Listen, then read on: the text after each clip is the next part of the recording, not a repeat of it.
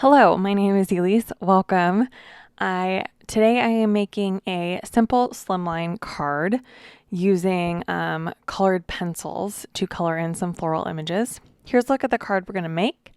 Let's jump into the project.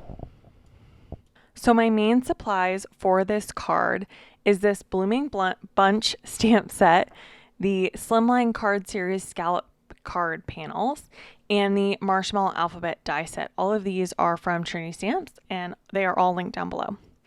Taking that largest scalloped slimline frame and die cutting it out with some craft cardstock.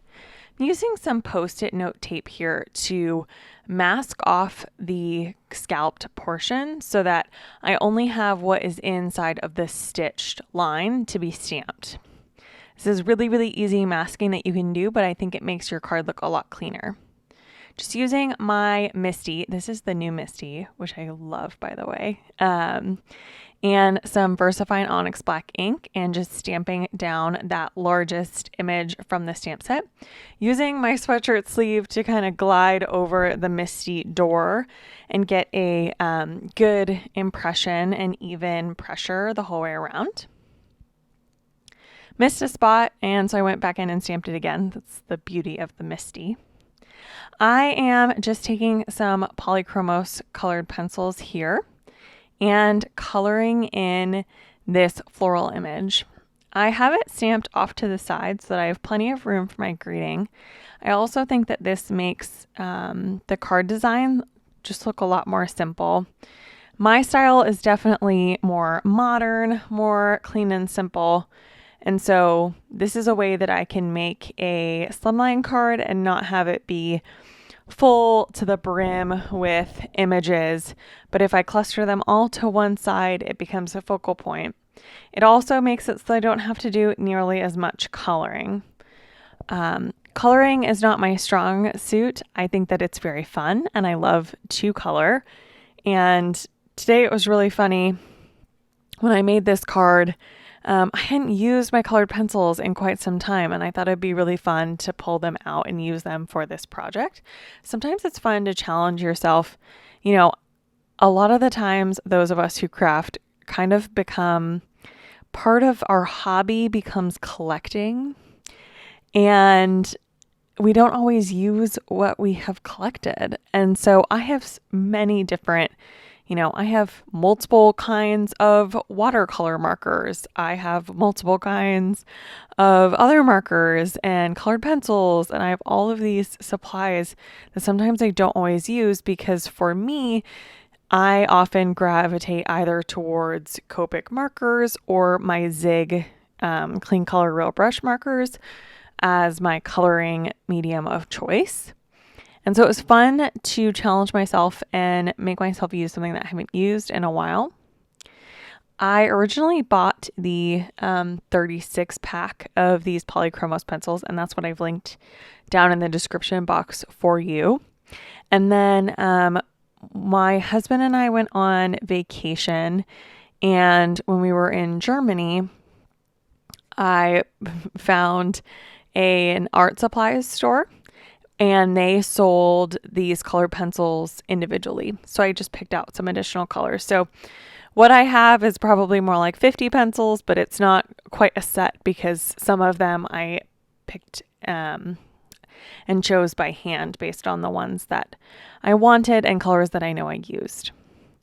A tip here when you are using your colored pencils is to make sure that they are always very sharp. So when I am coloring with my colored pencils, I always have my pencil sharpener there and handy.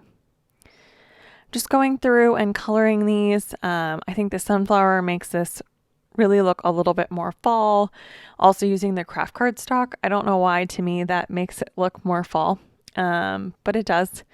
And so I am just going through and, using a few bright colors here and there, but mostly trying to keep this a little bit more muted so that it's, a card that kind of can span a few different seasons.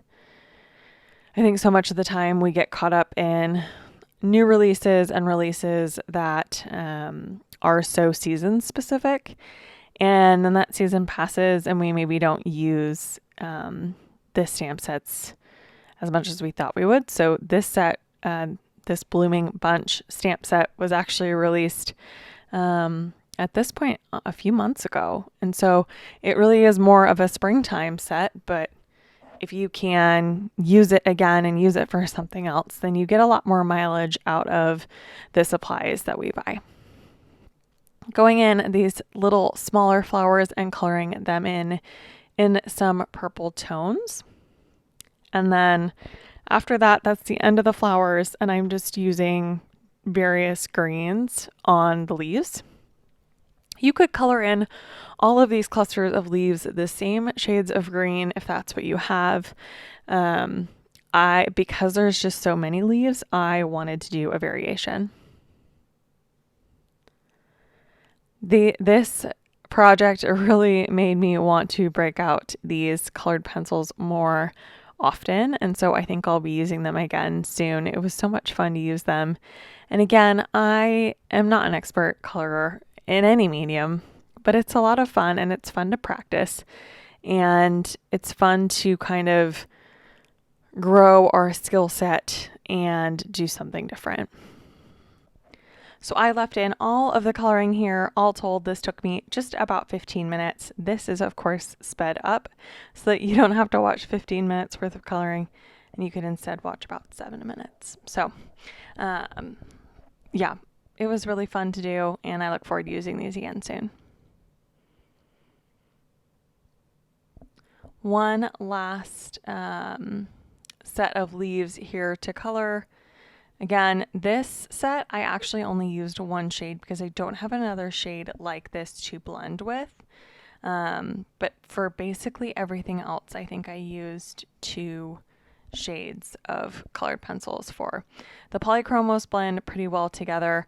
I'm not sure about any of the other colored pencils on the market. The only other set I have are a very basic Prismacolor set that I think are made more for like school-age children, if I'm being honest.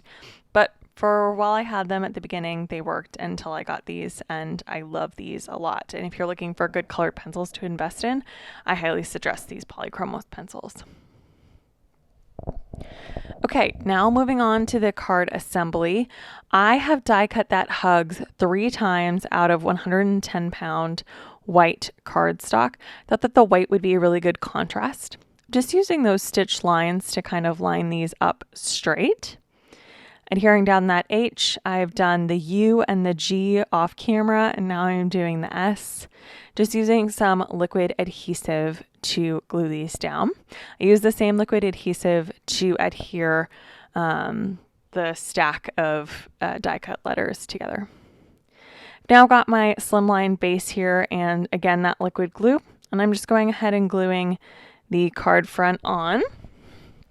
And that really completes the card. This was a really simple one today, but I thought it was really fun and something that would be really easy for you all to replicate at home. And with this alpha die set, you can change it to say whatever you want. I hope that you enjoyed watching this video. If you did, be sure to give it a thumbs up, subscribe to see more, and I will catch you in my next video. I hope that you all have a great day.